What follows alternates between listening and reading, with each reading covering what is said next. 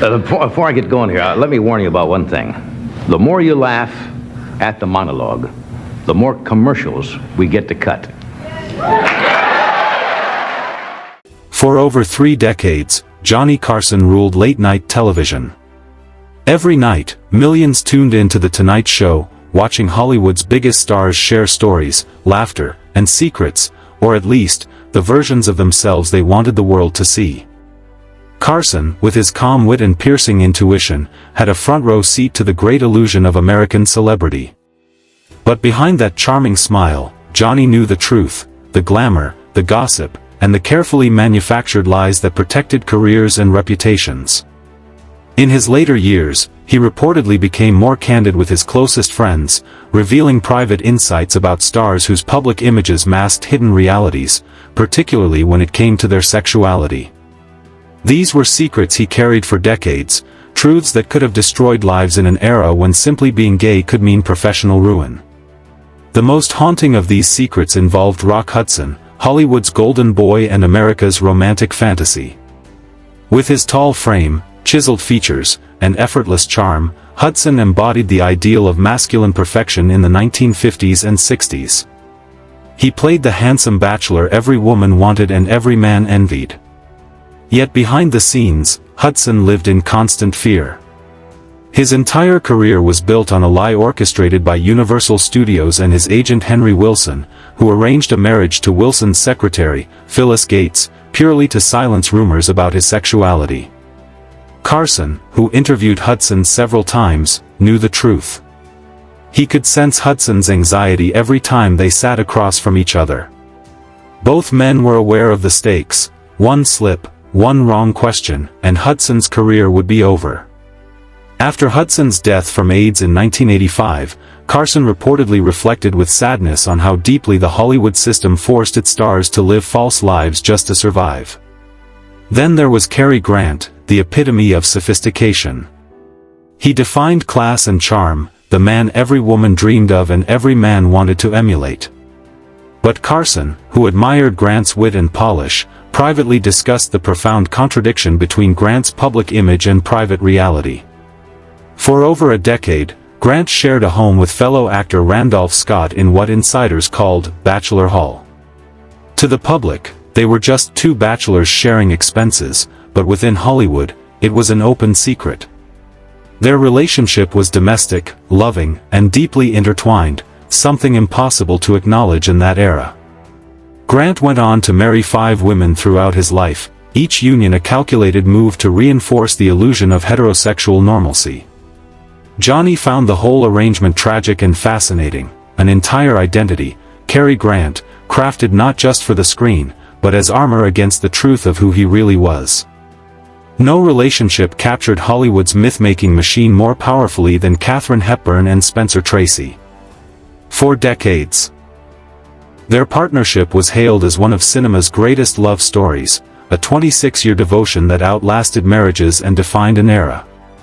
But according to those close to Carson, he knew the truth behind the facade.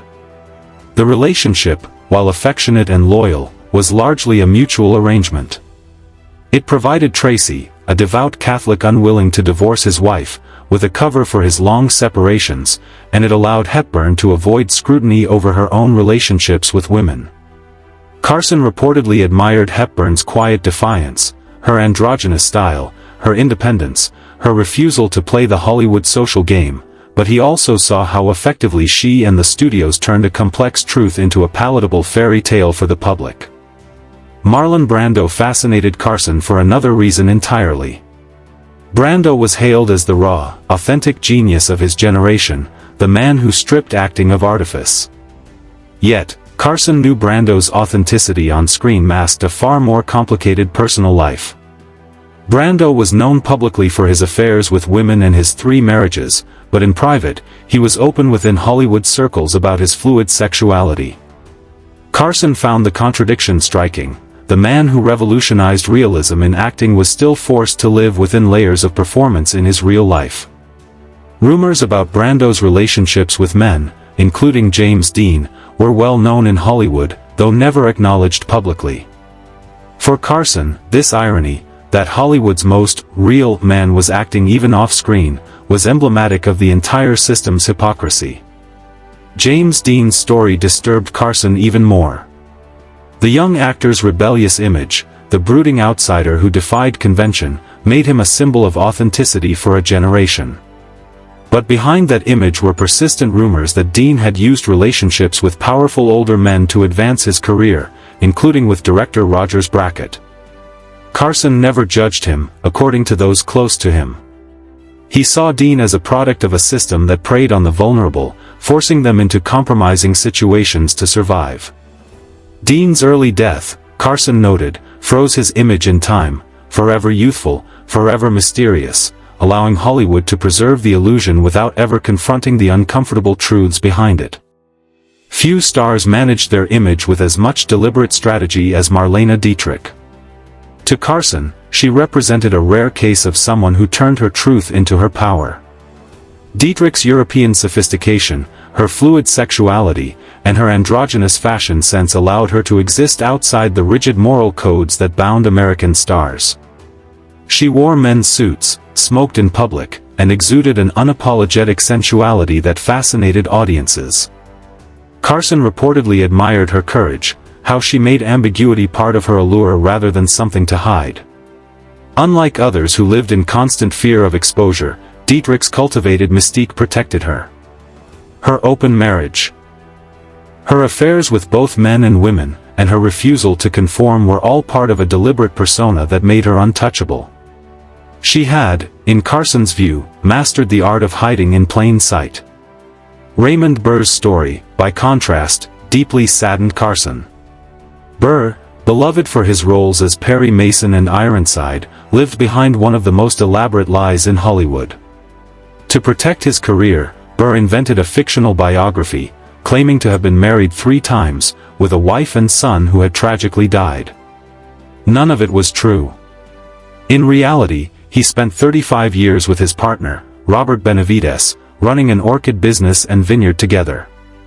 Carson, who interviewed Burr several times, later reflected that talking to him felt like interviewing a character rather than a person.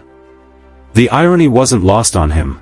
The man who played television's greatest seeker of truth had built his life on falsehoods, forced into deceit by a society that would have destroyed him for being honest. Charles Laughton and Elsa Lanchester represented another type of Hollywood survival. Married for over 30 years, they were, according to insiders and Carson's recollections, both gay, a couple whose union functioned as a mutual shield in a world that allowed no other option. Unlike studio-arranged marriages meant only for appearances, their partnership was reportedly genuine in friendship and collaboration. They found a way to coexist, to support one another's careers, and to protect themselves without betraying who they truly were to each other. Carson reportedly respected them for that. To him, theirs was not a lie, it was a carefully balanced truth built on mutual understanding. Tyrone Power's story was one of beauty and burden. His striking looks made him a star of swashbuckling adventures and romantic dramas, but they also made his life a cage. According to accounts that reached Carson, Power's private relationships with men were hidden behind a series of high-profile marriages to women, all orchestrated by studio handlers to maintain his image as a heterosexual idol. Carson found this dual existence especially tragic. Power's face, he observed, had become both his fortune and his prison, a mask so perfect that it erased the man beneath it. His sudden death at 44 ended the charade but also froze his image forever as Hollywood's eternal matinee idol, untouched by the changing attitudes that might have finally allowed him to live openly. As Carson aged and reflected on his decades in Hollywood, these stories weighed on him. He had spent his career helping craft the illusion of honesty in a world built on performance. The stars who sat on his couch weren't just entertainers, they were prisoners of an image. He wasn't judgmental about their secrets, he was empathetic. He understood that in mid-20th century America, truth could destroy, and survival required disguise. But the burden of those lies, the decades of pretending, haunted him.